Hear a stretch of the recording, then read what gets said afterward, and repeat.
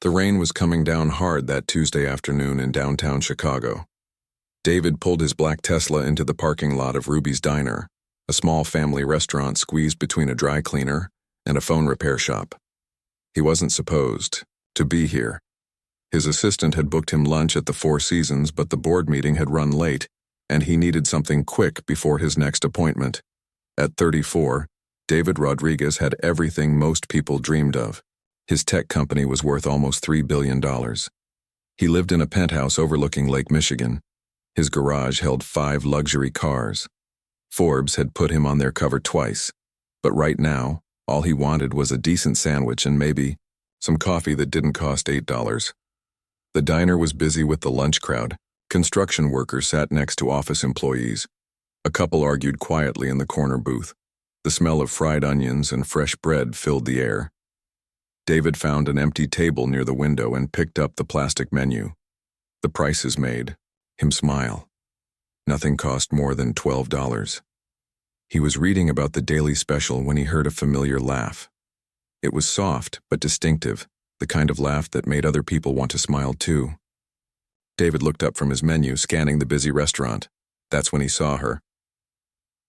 Behind the counter, taking an order from an elderly man, stood Lisa Chen, his best friend from Roosevelt College, the girl who had helped him pass calculus, the person who believed in his crazy business ideas when everyone else thought he was wasting his time. David's hands started shaking. He hadn't seen Lisa in almost 15 years, not since graduation day. Back then, she was the smartest person he knew. She had gotten into Stanford on a full scholarship. Everyone said she would become a famous scientist or maybe start her own company. But here she was, wearing a faded pink uniform with Ruby's Diner stitched on the pocket. Her long black hair was pulled back in a ponytail. She looked tired. Really tired. The kind of tired that comes from working too many hours and sleeping too little. Lisa finished taking the old man's order and turned toward David's section. Their eyes met across the crowded restaurant. For a moment, neither of them moved. It was like time had stopped. David saw recognition flash across Lisa's face, followed quickly by something else. Embarrassment, maybe, or shame. She looked away fast and grabbed a coffee pot from behind the counter. This can't be happening, David thought to himself. Lisa was supposed to be running a lab at some big university. She was supposed to be changing the world. What was she doing working at a diner? Lisa walked over to his table, coffee pot in one hand, order pad in the other. She kept her eyes down as she poured coffee into his cup. "Hi, David," she said quietly. Her voice was the same, but something was different. The confidence was gone.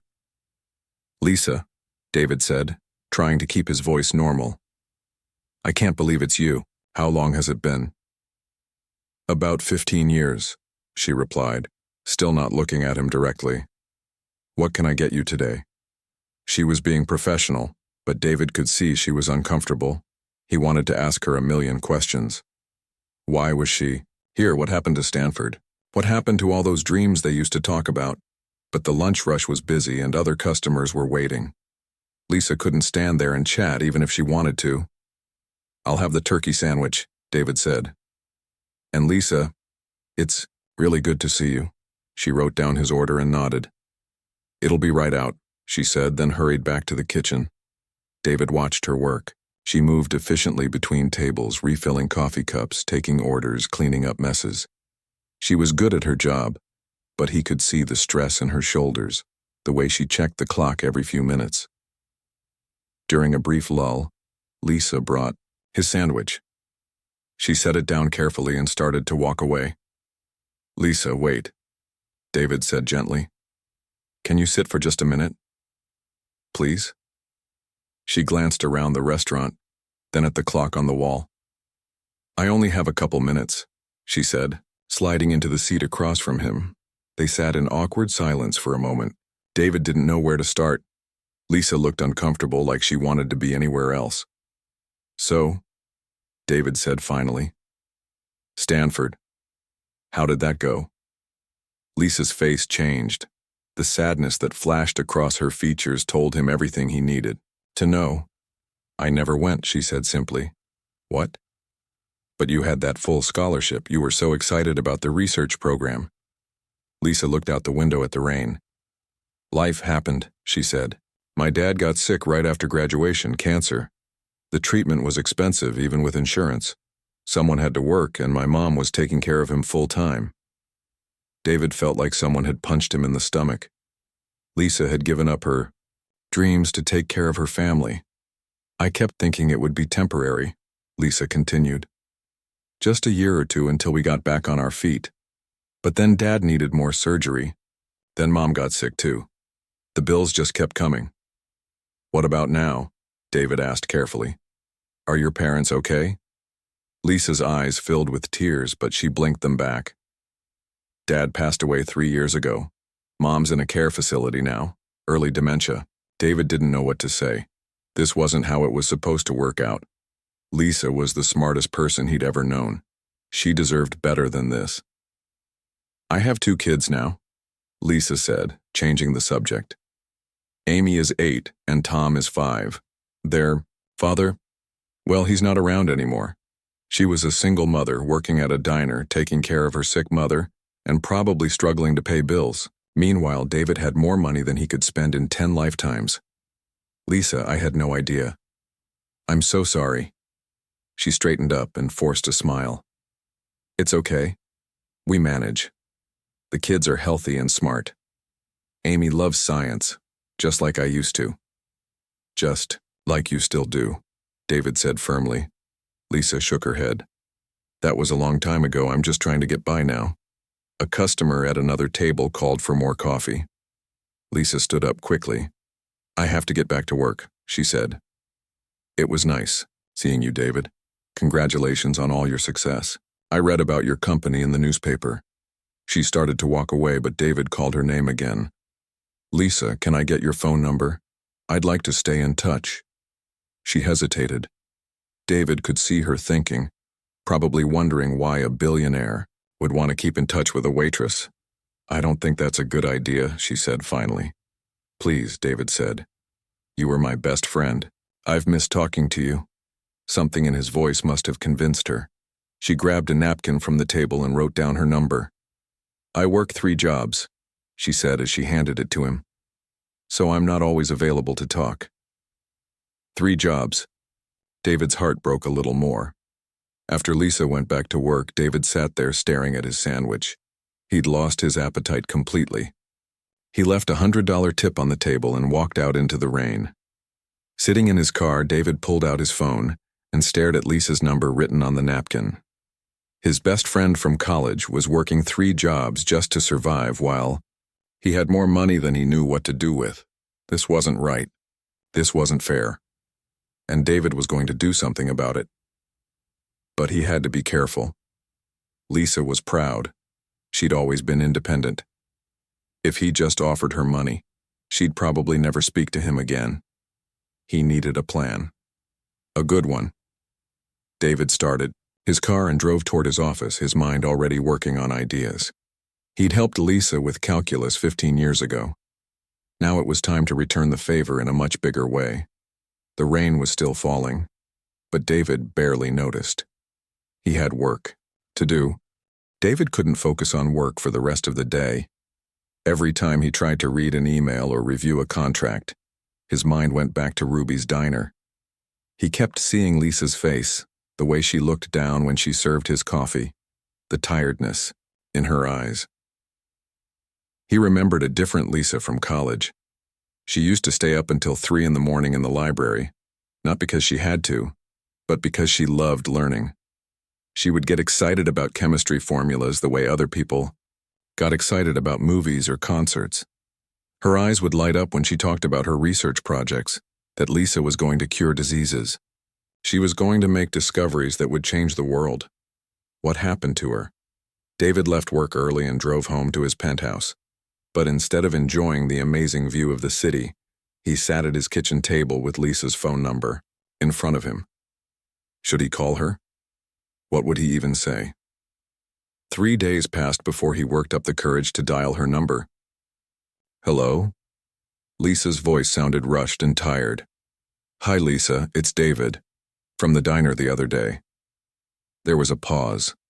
He could hear noise in the background. Maybe a TV or kids playing. Oh, hi, David. I'm sorry, I can't really talk right now. I'm getting ready for my evening shift. Evening shift? Yeah, I work at Ruby's during the day, then I have a job at Murphy's Bar from 6 to midnight. Weekends, I clean offices. 3 jobs. She really wasn't kidding. Lisa, when do you sleep? She laughed, but it wasn't a happy sound. Sleep is overrated. Look, I really have to go. My babysitter charges extra if I'm late. Wait, can we meet for coffee sometime when you're free? David, I'm never free. And honestly, I don't think it's a good idea. We're living in completely different worlds now. The line went quiet for a moment. David could hear her breathing. I saw your picture in Business Weekly last month, she said softly. Billionaire of the Year. I'm proud of you, David. You did everything you said you would do. Lisa, please, just give me 30 minutes, anytime that works for you. Another pause. I get a break on Sundays between my day shift and evening shift, 2:30 to 3:30. But that's all I can do. Perfect. Where? There's a small park behind Ruby's. I usually eat my lunch there on nice days. Sunday couldn't come fast enough. David arrived at the park 15 minutes early. It was a tiny space with 2 benches and a playground that had seen better days. Lisa was already there, sitting on one of the benches with a brown bag lunch. She looked different out of her work uniform. She was wearing jeans and a simple blue sweater. Her hair was down, and for a moment David could see the girl he remembered from college. Thanks for meeting me, he said, sitting down next to her.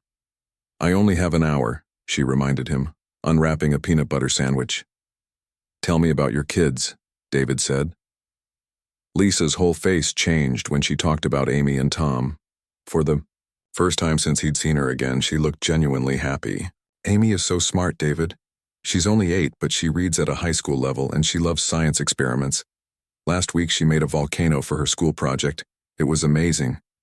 Sounds like someone I used to know, David said with a smile. And Tom is funny. He wants to be a comedian when he grows up. He tells these silly jokes that make everyone laugh. Where's their father? Lisa's smile disappeared. He left when Tom was 2. Said he didn't sign up for this kind of life. I haven't heard from him since. David felt angry on her behalf, but he kept his voice calm. I'm sorry. It's better this way, honestly. He wasn't a good father anyway. They sat in comfortable silence for a few minutes. Lisa finished her sandwich and pulled out an apple. Can I ask you something? David said carefully. Sure. Do you ever think about going back to school? Finishing your degree? Lisa stopped chewing and looked at him. With what time? With what money? David, I work 60 hours a week just to pay rent and buy groceries. Amy needs new shoes every 3 months because kids grow so fast. Tom has asthma, so his medicine costs $200 a month even with insurance. But you're so smart, Lisa. You could do anything. Smart doesn't pay the bills, she said firmly. Smart doesn't keep my kids fed and safe. David wanted to argue, but he realized how privileged he sounded.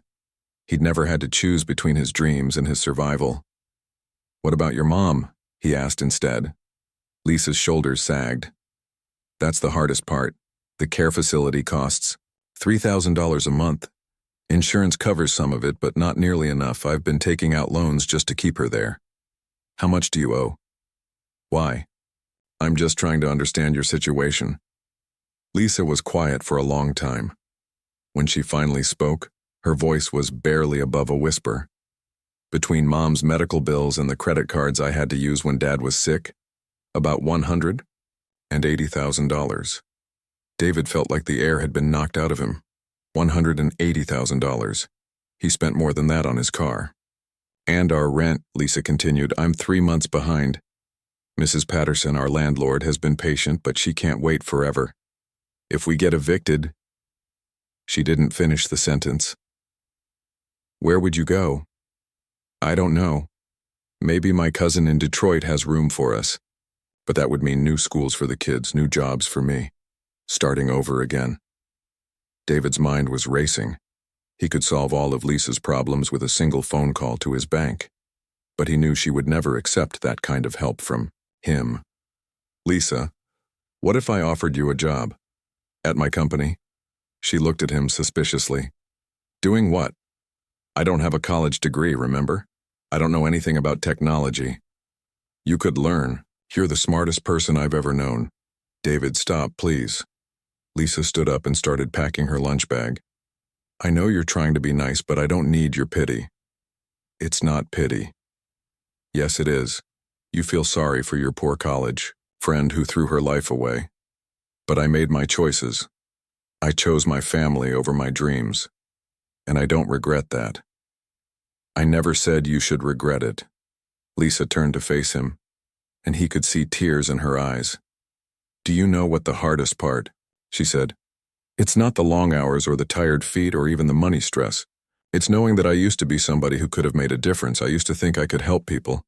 Maybe find cures for diseases like the one that killed my dad. You still could. No, David. That ship sailed 15 years ago. I'm 34 years old with 2 kids and no degree.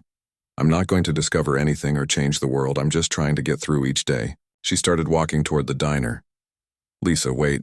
She turned back. Thank you for lunch, David. It was nice catching up. But please don't feel like you need to save me. I'm doing fine on my own. She wasn't doing fine. David could see that clearly, but he also understood her pride. Lisa had always been independent, even in college. She never asked for help with anything. As he watched her walk away, David made a decision. He was going to help Lisa whether she wanted him to or not. But he had to be smart about it. He had to find a way that wouldn't hurt her pride or make her feel like charity. He pulled out his phone and called his assistant.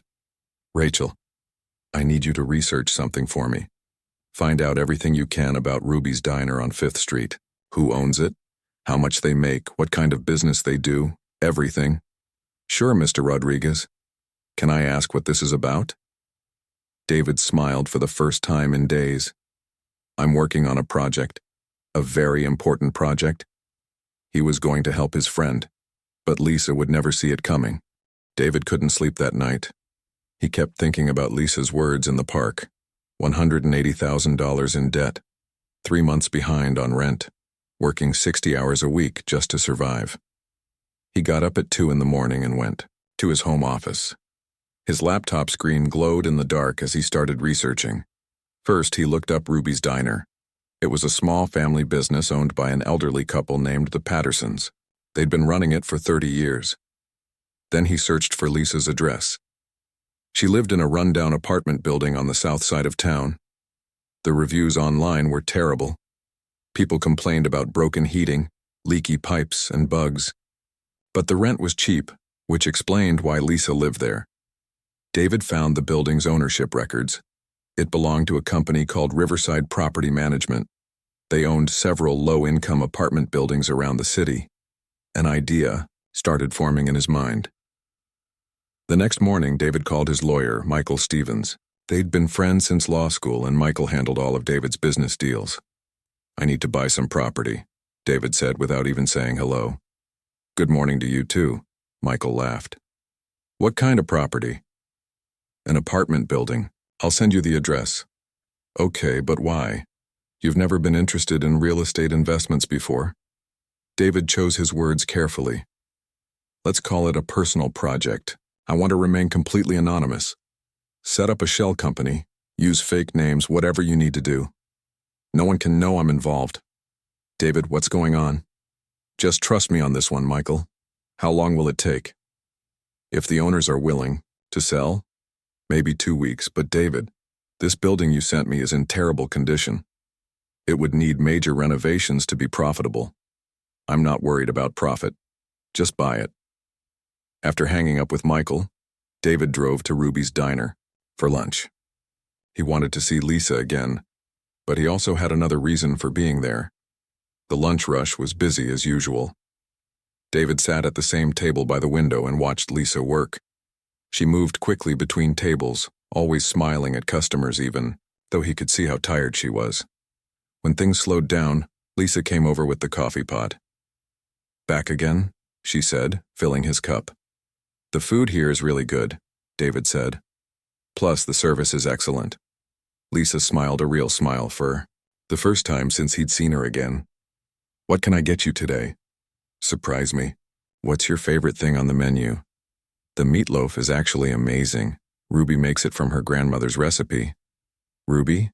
The owner's wife. She does most of the cooking. Mr. Patterson handles the front of the house. David made a mental note. I'll take the meatloaf then. While he waited for his food, David observed the restaurant more carefully. It was clean but old. The booths had patches of duct tape covering worn spots. The coffee machine looked like it belonged in a museum. But the food smelled incredible, and the customers seemed happy. Mr. Patterson, a man in his 70s, was working the cash register. His hands shook slightly as he counted change, and David noticed he had to squint to read the orders. When Lisa brought his meatloaf, David decided to make conversation. "How long have you worked here?" he asked. "About 5 years. Mr. and Mrs. Patterson are good people. They let me adjust my schedule when my kids are sick, and they gave me the job even though I didn't have restaurant experience. They seem nice." "They are. But business has been slow lately. People don't eat at small diners as much anymore. Everyone wants fast food or fancy restaurants." David filed that information away too. Over the next week, David became a regular at Ruby's Diner. He came for lunch every day, always sat at the same table, and always requested Lisa as his server. At first, she seemed confused by his frequent visits, but gradually she relaxed around him. During slow moments, they would chat about safe topics. Lisa told him funny stories about her kids. David shared memories from their college days that made her laugh. He could see glimpses of the old Lisa, the one who used to light up when she talked about her dreams. Meanwhile, Michael was working on the apartment building purchase. The owners of Riverside Property Management were more than happy to sell. The building was costing them money in repairs, and they wanted to get rid of it. "The deal should close by Friday," Michael told David over the phone. "But I still think you're crazy. This place needs at least $200,000 in renovations." "That's fine. As soon as we own it, I want you to hire a construction company, fix everything, new plumbing, new heating system, new appliances. Make it a place where families would actually want to live." "David, what's this really about?" "Told you it's a personal project." But David wasn't done yet. His next move was even more complicated. He called the head of his company's catering department, Jennifer Walsh. "Jennifer, I want to start ordering lunch for the office from local restaurants. Support small businesses, you know." "That's a great idea, Mr. Rodriguez. Do you have any places in mind?" "Actually, yes, there's a diner called Ruby's on 5th Street. I want you to place a big order from them. Maybe lunch for 50 people 3 times a week. I'll call them today. And Jennifer, I want you to specifically ask for Lisa when you place the orders. Tell them she came highly recommended." David's plan was starting to come together, but he needed one more piece. He drove to Ruby's that afternoon, timing his visit for the slow period between lunch and dinner. Lisa was wiping down tables when he walked in. "You're here early today," she said. "I wanted to beat the crowd. Can I ask you something?" "Sure."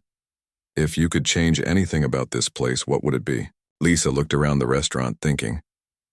"Well, the coffee machine breaks down twice a week, and the freezer in the kitchen makes this weird noise that drives Ruby crazy. The booths could use new padding, too." "What about the business side? Like how to get more customers?" Lisa's eyes lit up with interest. This was the kind of question that got her brain working. "Oh, I have lots of ideas about that. The menu hasn't changed in 10 years. We could add some healthier options, maybe a kids menu with fun names, and the lunch specials could be more creative.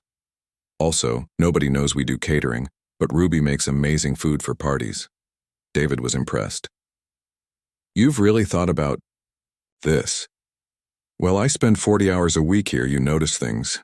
Lisa paused. "Why are you asking?" "Just curious. You have good business instincts. I used to think I wanted to run my own lab someday. Now I think about running a restaurant instead," she laughed. "Funny how life changes your dreams. Maybe it doesn't change them. Maybe it just gives you new ones." The next day, Jennifer called Ruby's Diner to place the first big catering order. When she specifically asked for Lisa to handle the order, Mr. Patterson was confused but pleased. Big catering orders meant good money.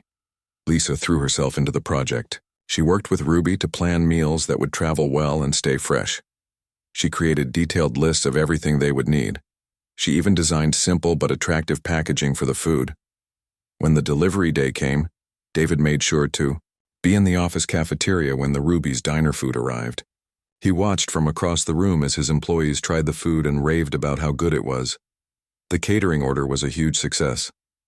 Jennifer called Ruby's that same afternoon to book 2 more orders for the following week. David smiled as he watched his plan unfold.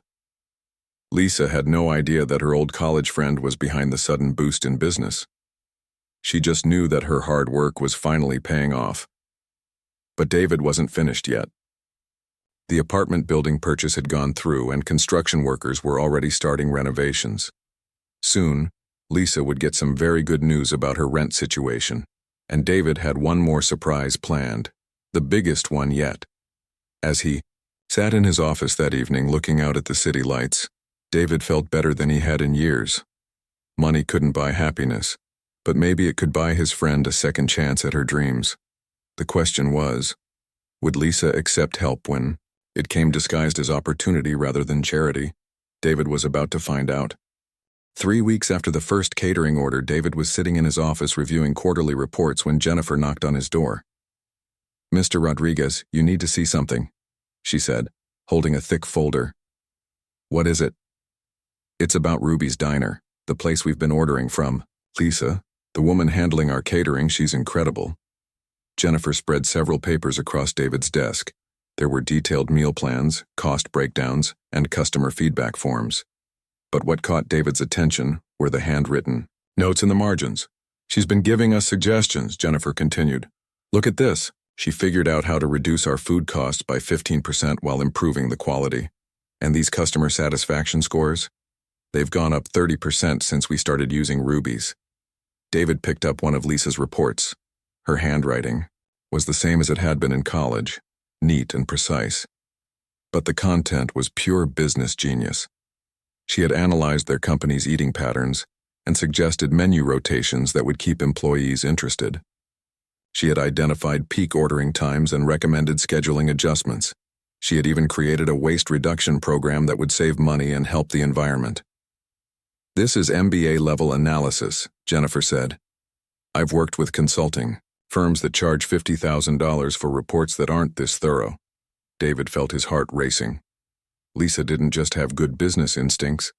She had an exceptional business mind.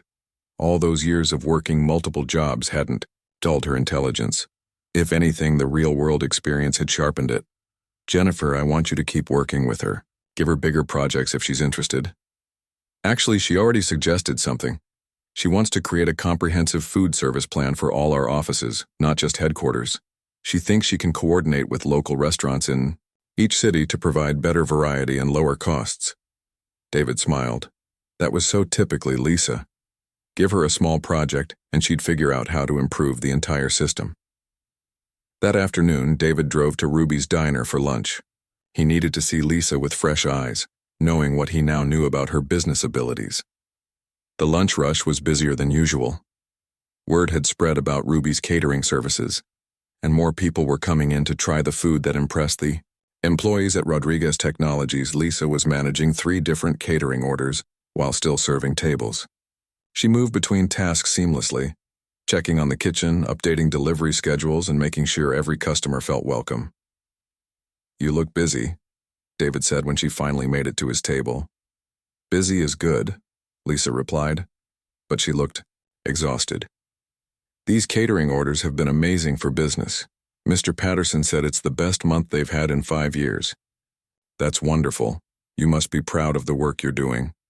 Lisa paused in wiping down the table. "It's funny. I haven't felt this excited about work in years.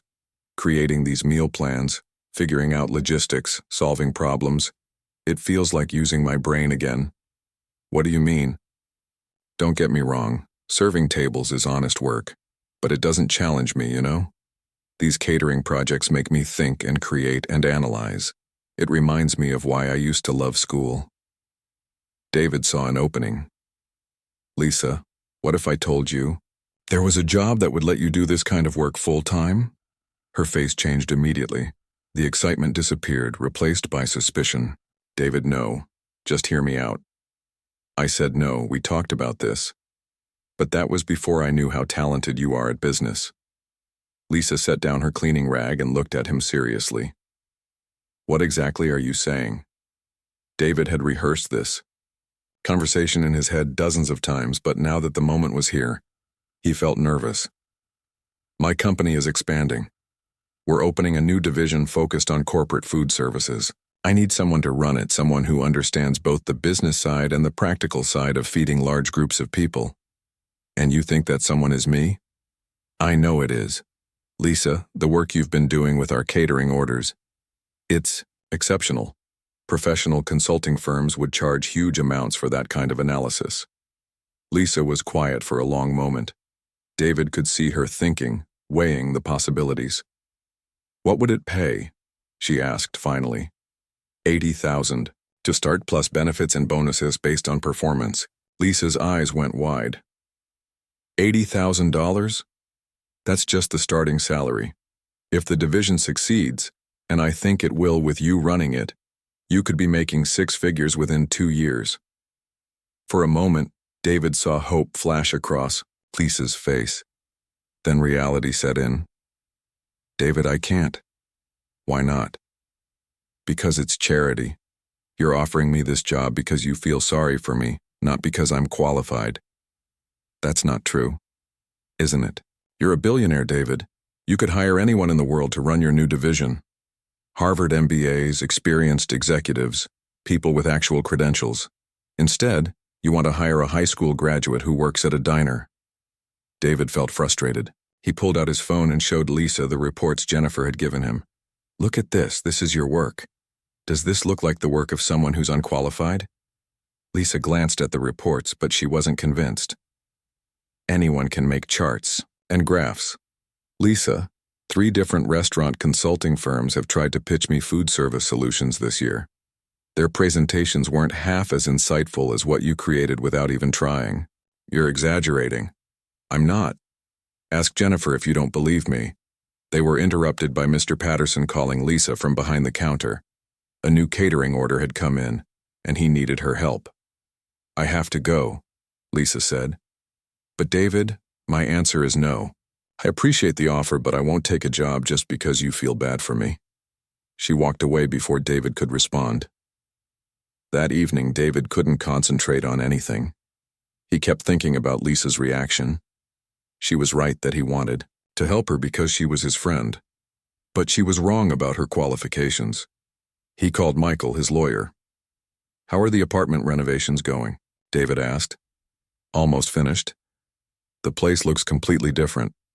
New everything, just like you wanted. The construction crew said it was one of the nicest renovation jobs they've ever done. Good. I want you to send a letter to all the tenants. Tell them that due to building improvements, their rent is being reduced by 50% for the next 2 years. David, that makes no business sense. I don't care about business sense. Is this about that waitress? Your friend Lisa? David hadn't told Michael the full story, but his lawyer was smart enough to figure out the connection. Maybe. David, you can't solve everyone's problems with money. I'm not trying to solve her problems. I'm trying to give her opportunities. But even as David said it, he wondered if Michael was right. Was he helping Lisa, or was he just trying? To make himself feel better, the next day brought unexpected news. Jennifer called David early in the morning. Mr. Rodriguez, something strange happened. I got a call from Global Corp. They want to hire Lisa away from us. What? Apparently word has gotten out about her food service work. Global Corp's facilities manager heard about our cost savings and improved satisfaction scores. They offered Lisa a job as their corporate food service director. David felt a mixture of pride and panic. Other companies were recognizing Lisa's talent, which proved he was right about her abilities, but he didn't want to lose her to a competitor. What did she say?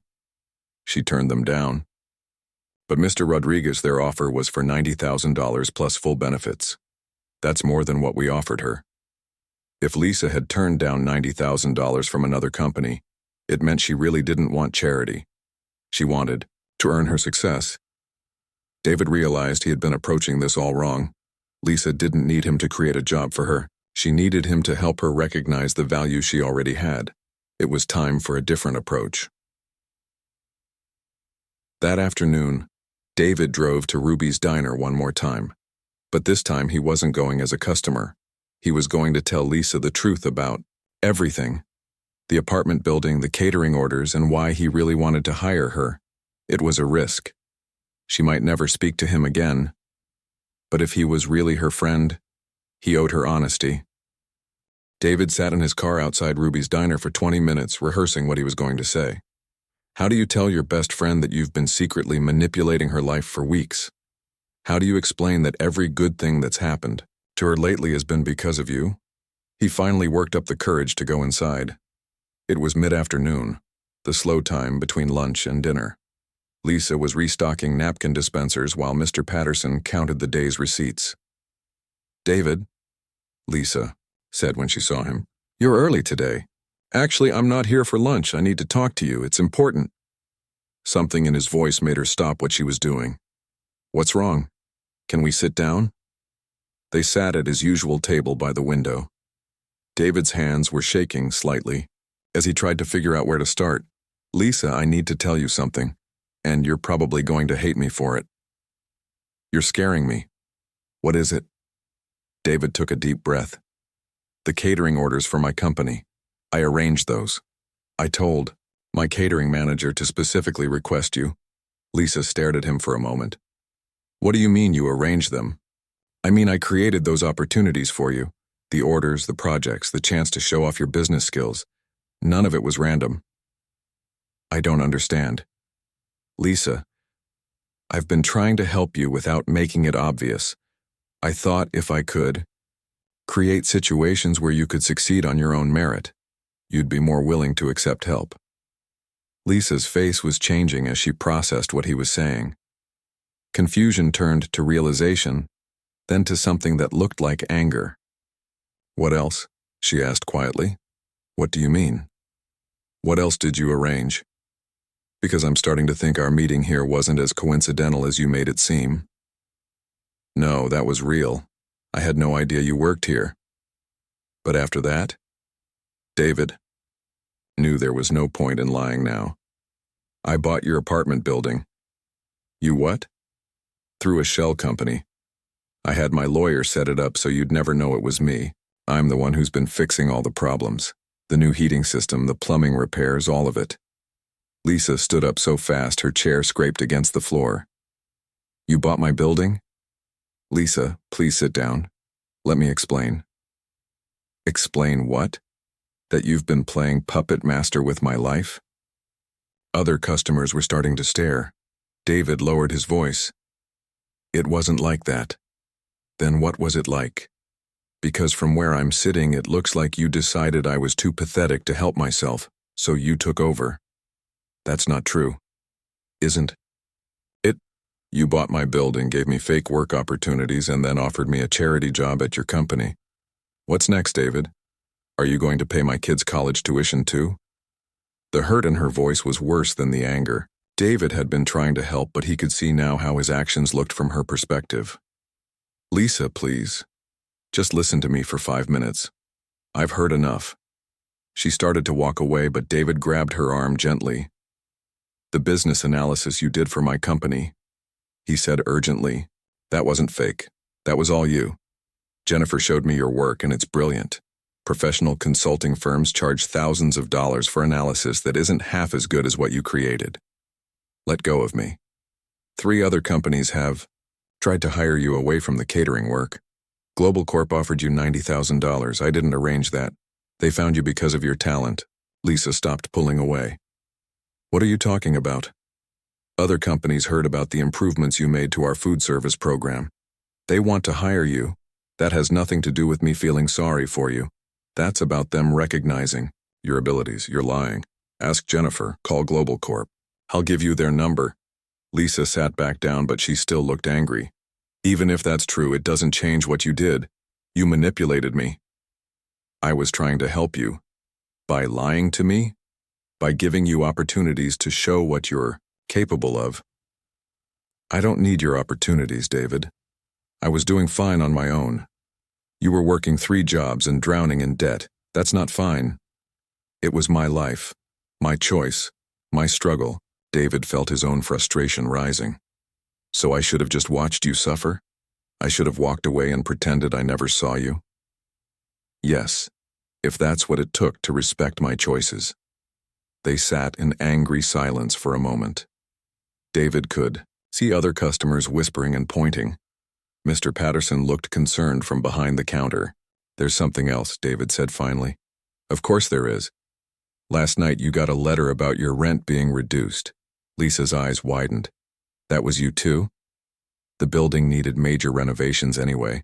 I just thought while we were fixing everything we could make the rent more affordable for everyone. Everyone or just me? Everyone, all the tenants got the same letter. Lisa put her head in her hands. I can't believe this. Lisa, I know you're angry, but think about it. The work you did for my company was real. The skills you showed were real. The other companies trying to hire you, that's real too. Built on a foundation of lies. Built on a foundation of opportunity. I just opened some doors. You're the one who walked through them. Lisa looked up at him. There were tears in her eyes, but her voice was steady. Do you know what the worst part is? What? For the first time in 15 years, I was excited about work. I was proud of what I was accomplishing. I thought maybe I still had something valuable to offer the world. You do. But it was all fake. The opportunities, the success, the feeling that I was finally getting somewhere. None of it was real. The opportunities might have been created, but your response to them was completely real. The quality of your work, the insights you had, the way you improved everything you touched. That was all you. David reached across the table and took Lisa's hand. She didn't pull away, but she didn't look at him either. I messed this up, he said.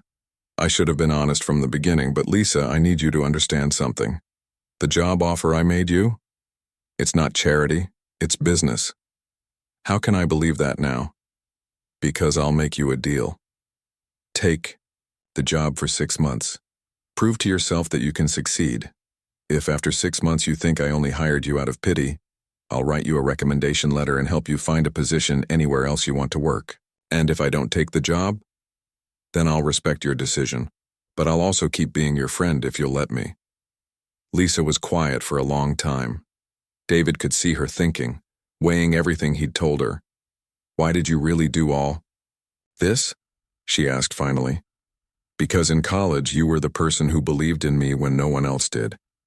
You helped me with calculus when I was failing. You listened to my crazy business ideas when everyone else thought I was wasting my time. You saw potential in me that I didn't even see in myself. That doesn't mean you owed me anything. It means I knew what you were capable of. It means I couldn't stand watching you think you weren't smart enough or good enough to have the life you deserved. So you decided to play God with my life. I decided to be your friend. Maybe I went about it the wrong way, but everything I did came from wanting to help you, not from pity. Lisa wiped her eyes with the back of her hand. I need time to think about this. Of course. And David? No more surprises. No more secret help. If we're going to be friends again, it has to be honest. I promise. Lisa stood up and smoothed down her uniform. I have to get back to work. Mr. Patterson has been patient, but I can't leave him short-staffed. I understand. I'll call you in a few days, when I've figured out what I want to do. David watched her walk back to work, serving customers and refilling coffee cups as if their conversation had never happened. But he could see the difference in her posture, the way she moved. She was thinking about possibilities now, not just survival. 3 days later, Lisa called him. I'll take the job, she said without any greeting. But I have conditions. Name them. I want to start small. Let me prove myself with pilot programs before you give me a big title or a big budget. And I want to know that if I fail, it's because I wasn't good enough, not because you were protecting me. Done. And David? Thank you. I'm still mad at you for lying to me, but I understand why you did it. And for the first time in years, I'm excited about the future. 6 months later, Lisa's food service division had expanded to 12 cities and was saving David's company over $2 million a year in food costs, while improving employee satisfaction scores across the board. She had earned every promotion, every success, every dollar of her six-figure salary. Her kids were in better schools now. Her mother was in a nicer care facility, and the crushing debt that had defined her life was finally gone. But more than that, Lisa had rediscovered the person she used to be. The person who solved problems and created solutions and believed she could make a difference. David had given her an opportunity, but Lisa had done the rest herself. And that made all the difference.